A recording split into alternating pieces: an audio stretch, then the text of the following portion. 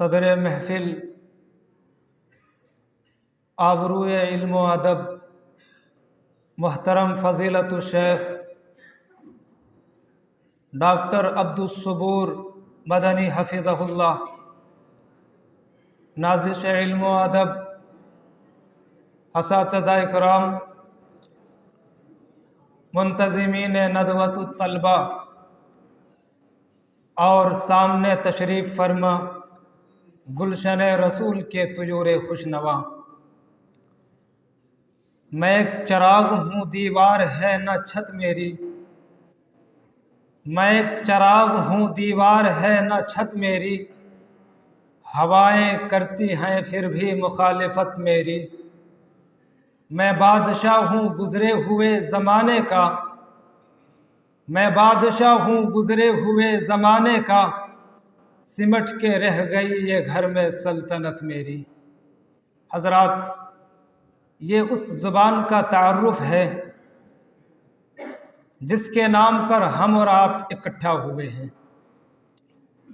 آزادی وطن کے بعد مختلف حوالوں سے اردو کے زوال کی جو تاریخ ہے وہ بے حد دردناک ہے۔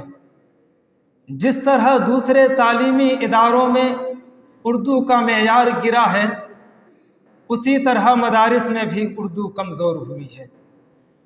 ایسے میں ہمارے اساتذہ، اکابرین اور محبین اردو بے حد فکر مند ہے کہ آج کے اس نئے دور میں، آج کی اس نئی صدی میں، جبکہ اردو کو سوائے آئین ہند کی 8ویں انوسوچی کے اور کہیں جگہ نہیں مل رہی ہے، اگر مدارس میں بھی نہ ملی تو اردو کا مستقبل کیا ہوگا؟ دوستو، اردو ہمیشہ سے بے یار و مددگار رہی ہے، مگر پھر بھی عوام کے دلوں میں حکومت کی ہے۔ آپ تاریخ اٹھا کر دیکھیں تو اردو کو کبھی بھی درباروں کی سرپرستی حاصل نہیں رہی۔ مغلیہ سلطنت کی زبان فارسی تھی، اس کے بعد انگریز اقتدار میں آئے، انہوں نے انگریزی کو بڑھاوا دیا۔ تقسیم ہند کے بعد جب اردو کو قومی زبان بنانے کی بات آئی تو تنگ نظر اور متعصب لوگوں نے نہ صرف اس کی مخالفت کی بلکہ اس کے خلاف متعدد تحریکیں بھی چلائی۔ اس کے بعد یونیورسٹیوں میں اردو کا دائرہ محدود کر دیا گیا، اس کی جگہ تنگ کر دی گئی۔ صرف مدارس ہی ہیں جہاں اردو کو پوری آزادی کے ساتھ رہنے کا حق ملا ہوا ہے۔ زبان و بیان کی سطح پر اردو کو جو توسع اور تنوع میسر آیا ہے وہ مدارس ہی کا فیض ہے۔ اس کا اعتراف ارباب فضل و کمال کو بھی ہے اور زبان و ادب سے وابستہ باشعور اساتذہ کو بھی۔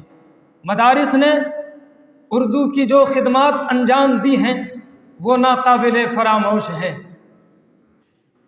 دنیا میں سب سے زیادہ پڑھی جانے والی کتاب قرآن کریم کا سب سے پہلے اردو میں ترجمہ شاہ ولی اللہ محدث دہلوی رحمۃ اللہ علیہ کے صاحبزادوں نے کیا۔ شاہ اسماعیل شہید رحمۃ اللہ علیہ کے ہم عصر اور ہم خیال مومن خواہ مومن نے اردو کو ایک نئی زندگی عطا کی۔ مولانا حسین آزاد، مولانا ابوالکلام آزاد، مولانا ابوالحسن علی ندوی، مولوی عبدالحق، علامہ شبلی نعمانی، مولانا حالی، مولانا حسرت موہانی، مولانا عبدالماجد دریابادی اور مولانا محمد علی جوہر، فضا ابن فیضی جیسے چوٹی کے ادبا اور شعراء آسمان اردو کے درخشاں ستارے جن سے آج بھی اردو دنیا منور ہے، مدارس ہی کا دین ہے۔ سچ پوچھیے تو آج کے عہد زوال اور اردو کشی کے دور میں اردو زبان کی ارتقاء مدارس سے مشروط ہے، اردو زبان کی بقا مدارس سے مشروط ہے، ورنہ اہل اردو تو ہمیشہ آئینی مطالبات میں ہی الجھے رہے، اردو کو مال و منال کا ذریعہ بنانے کی کوشش میں مصروف صرف نعرے لگاتے رہے، جبکہ اہل مدارس نے اردو کو زندہ رکھنے کا کام کیا۔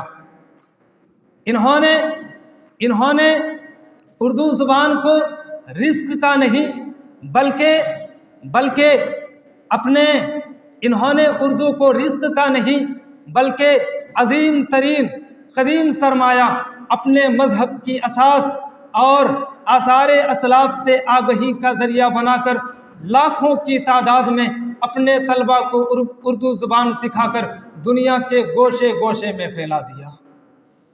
اردو سے بے اعتنائی کی شب تاریک میں بوریا نشی اہل مدارس نے اردو کے فروغ کے لیے جو شمع روشن کر رکھی ہے وہ بہت ہی امید افزا اور راحت بخش ہے۔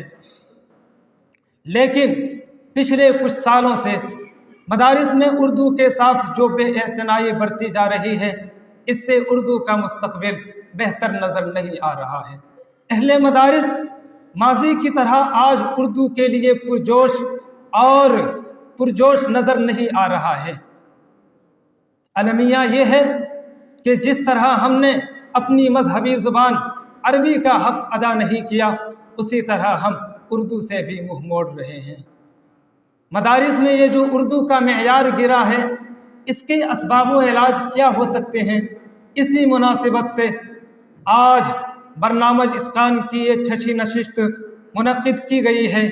ابھی حمد باری تعالیٰ نعت نبی حمد باری تعالیٰ اور نعت نبی صلی اللہ علیہ وسلم کے بعد اسی موضوع پر ایک مقالہ پیش کیا جائے گا۔ اس کے بعد کیا اردو مسلمانوں کی زبان ہے، اس موضوع پر ایک تقریر پیش کی جائے گی، اور پھر اس کے بعد ایک زبردست تمثیلی مشاعرہ ہوگا جس میں غالب اور اقبال جیسے قادر الکلام شعراء کی جھلک دیکھنے کو ملے گی اور ان کی نقالی کی جائے گی، اور اسی طرح جان ایلیا اور کلیم عاجز جیسے فنی اور مایہ ناز شاعروں کی بھی جھلک دیکھنے کو ملے گی۔ آپ حضرات سے گزارش ہے کہ آپ حضرات پروگرام کے اخیر تک تشریف رکھیں۔ میں تنبیہاً آپ لوگوں کو یہ اطلاع دے دوں کہ کسی بھی وقت حاضری ہو سکتی ہے، اس لیے آپ حضرات اخیر تک تشریف رکھیں اور بغور سماعت فرمائیں۔ بہت ہی قیمتی باتیں ہوں گی، اور پھر آخر میں اس کے تعلق سے سوال و جواب بھی ہوں گے۔